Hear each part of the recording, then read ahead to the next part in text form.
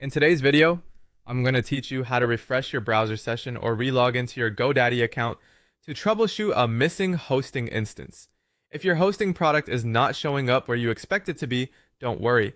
In many cases, this is caused by a simple session issue, an account mismatch, or an expired subscription. We're going to walk through the best checks to make so you can quickly confirm what's going on.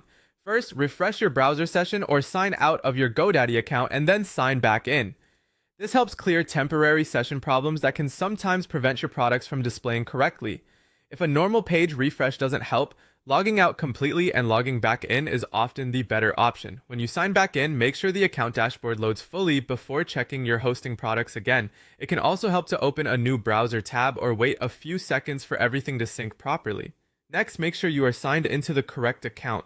This is especially important if you have access to more than one account, such as a delegate account and a primary account. A hosting instance may be tied to one specific account, and if you are logged into a different one, it may not appear at all. Take a moment to verify the account ID you're currently using and compare it with the one that should own the hosting product. This step is easy to overlook, but it's one of the most common reasons a hosting plan seems to be missing. After that, go to Account Settings, then open Renewals and Billing. Here you want to confirm that the subscription for the hosting product is still active and has not expired. If the hosting plan has lapsed, it may no longer appear as an active product in your dashboard. Review the billing and renewal status carefully so you can see whether the service is current, pending renewal, or expired.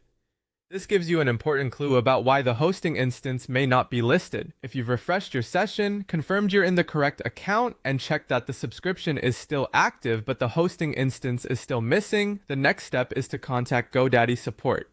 At that point, support can look deeper into the account and confirm whether there's a backend issue, a provisioning delay, or another account-specific problem. Following these checks in order can save you time and help narrow down the cause quickly. Thanks for watching, and I'll see you in the next video.